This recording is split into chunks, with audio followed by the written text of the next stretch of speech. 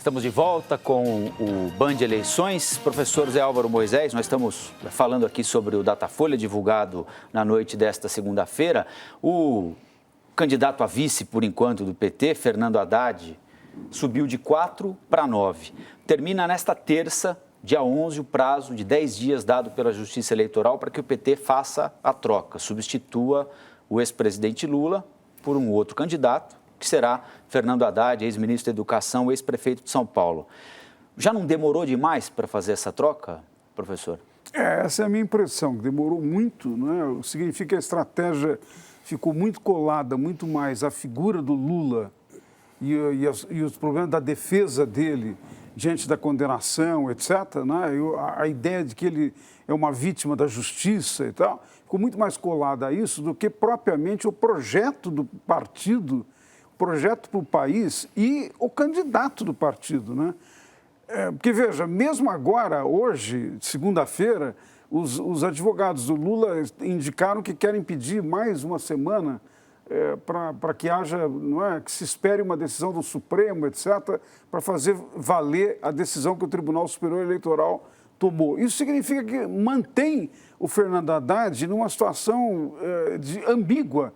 Ele é candidato a vice, é candidato a presidente, não se sabe bem. Com isso, ele não pode ter a desenvoltura necessária para o crescimento que seria esperado. Porque eu acho que tem um potencial de crescimento para o PT grande. Os que são contra o PT não vão gostar dessa análise, dessa observação. Mas tem um potencial para crescimento pelo fato de que o que ocorreu com o impeachment criou uma enorme expectativa no país de um governo que, de alguma maneira, né, não apenas corrigiria o que o governo da ex-presidente Dilma Rousseff fez, mas iria numa direção positiva de restauração da política. Eu acho que o governo Temer, desse ponto de vista, foi pífio, né? Teve resultados, de uma maneira geral, do ponto de vista político, teve resultados negativos. Isto criou uma margem de ação para o PT muito grande. Claro. Quer dizer, recolocou para uma parte do eleitor que o PT é melhor do que essas opções que apareceram como resultado do que eles entenderam que foi um golpe. Eu não compro a tese do golpe, por razões óbvias. Não é? O Temer chegou à presidência baseado nos mecanismos, nas normas constitucionais. Mas, de qualquer jeito, para uma parte do eleitorado, significa esse governo que resultou do impeachment não deu resultado. Isso. Portanto, podemos votar. E tem um outro aspecto muito claro, fica muito claro nas pesquisas anteriores do Datafolha. Uma pesquisa, por exemplo, acho que a penúltima pesquisa, lá estava, 27% dos eleitores diziam que votariam em quem o Lula indicasse. É verdade. Aí, quando dá o nome de alguém, cai para 12, 13. Mas são 12, 13. E o Haddad estava lá. Hoje o Haddad subiu bastante, de 4 para 9, mas foi para 9.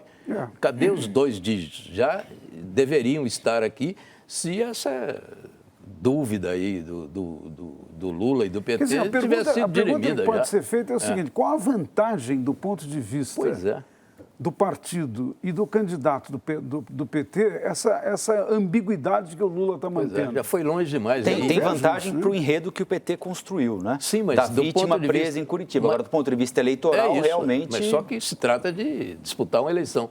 Então, até agora, eu não estou vendo, quer dizer, o Haddad ganha muito sendo o candidato do Lula, mas nesse tempo agora, essa fase aí de adiamento da decisão final do partido não ajuda em nada o Haddad. Isso não é possível. A Marina Silva, na avaliação de vocês, está, claro, não estamos aqui sendo definitivos a respeito de nada, mas ela está desidratando mais cedo do que vocês imaginavam? Olha, pela para quem já foi candidata à presidência tantas vezes? Pela avaliação do índice Band, lembra do índice Sim. Band? Ela tinha 20% válidos, sem o Lula. Com o Lula, ela caía para 12%. Eu acho que isso já diz muita coisa, não é? Você não acha, professor? Tem voto petista ali. O resultado de hoje me surpreendeu. Eu imaginei que a Marina tinha a chance de crescer um pouco mais, pegando eleitores de várias áreas, porque ela tem um discurso multidimensional, né? um centro que navega dos dois lados, digamos assim. Agora, essa queda de hoje, eu não sei se ela vai se consolidar na pesquisa do Ibope, né? Digo, se a queda vai se consolidar. Mas foi um pouco surpreendente, né? Porque é uma candidatura que enfrenta dificuldades de financiamento, de tempo de rádio e televisão, de capilaridade. Mas, né? Rafael, ela não vai mal no segundo turno. Na simulação de segundo turno, ela ganha em duas simulações. Olha, na simulação de segundo turno, ela está empatada tecnicamente com o Alckmin, com 1 ponto de vantagem, 38-37. Ela vence o Bolsonaro por 43-37.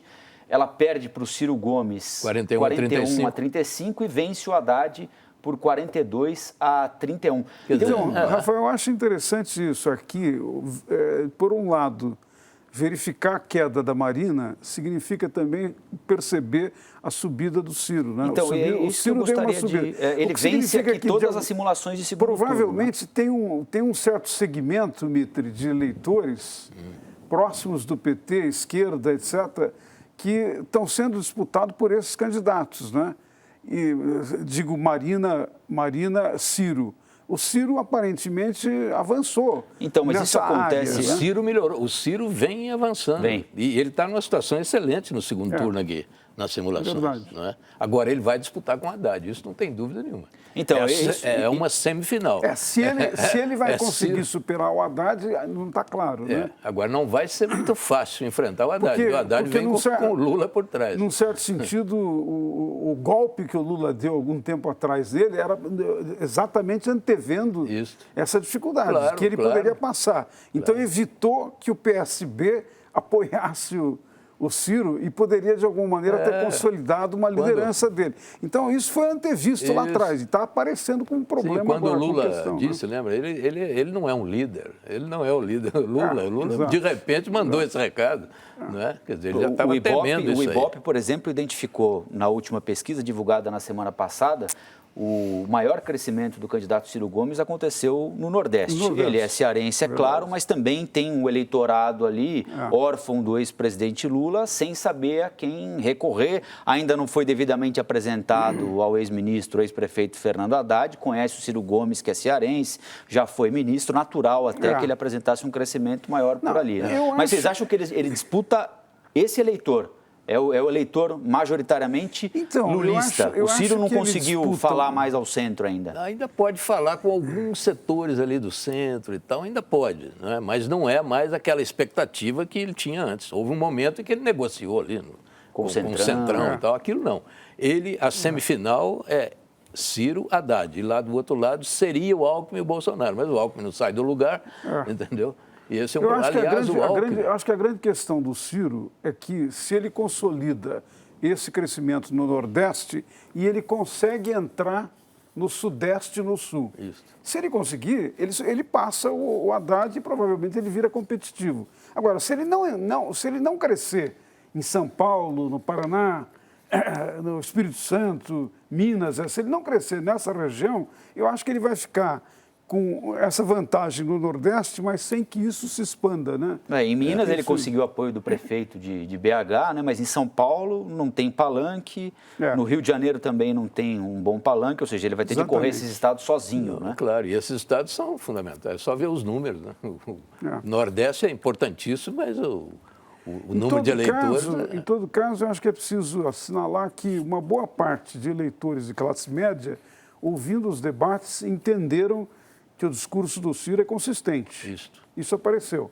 Quer dizer, veja que isso é uma mudança interessante. E o Ciro ele tem uma excelente sintaxe, ele fala muito bem, ele impressiona na televisão. Num debate, mas ele começou essa campanha na condição quase que de um radical, não é? Ele carrega essa pecha. São momentos, são aqueles momentos. Ele corrigiu isso, né? Eu ouvi de várias pessoas nessa faixa de classe média, dizendo, não, o Ciro se preparou muito bem, ele está muito bem preparado. Então, é uma mudança que ocorreu aí, né? Os outros têm que olhar essa mudança de alguma maneira, porque faz parte da competição, né? Claro. Agora, o Alckmin, antes do atentado ao Bolsonaro, o Alckmin tinha encontrado ali um ritmo, um objetivo e tal, ele estava atacando o Bolsonaro, que é até uma estratégia discutível, mas ele estava atacando. Isso pode até ter ajudado, de alguma maneira, ao aumento da rejeição do Bolsonaro. Depois do atentado, ele recuou. Agora ele está retomando de novo, devagar. Então, precisa ver o que isso significa. Então, Mitra, eu acho essa é uma questão interessante, uma questão importante, né? Porque é evidente que numa campanha, candidatos com posições tão diferentes como a do Alckmin e do Bolsonaro, faz muito sentido que um candidato como o Alckmin mostre as diferenças e faça a crítica de uma maneira mais dura.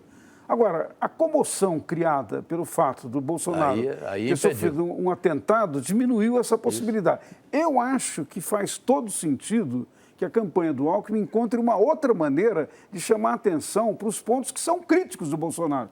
Principalmente uma atitude dele em relação à questão de segurança, as armas, grupos da sociedade com os quais ele conflita. Mas isso é um forte do Bolsonaro, não é um fraco do Bolsonaro.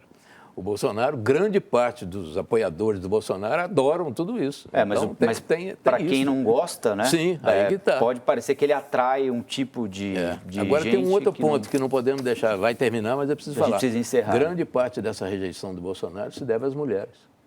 Então, isso que eu ia dizer, um grupo que evidentemente é parte desse grupo que ele andou criticando e de alguma maneira maltratando são as mulheres. Isso. O Band de Eleições vai chegando ao fim. Nós agradecemos a presença do cientista político José Álvaro Moisés e do jornalista Fernando Mitre. Eu lembro que o programa será reprisado no Band News TV, na Band News FM e na Rádio Bandeirantes. Os horários você confere no portal da Band, onde o programa também estará disponível.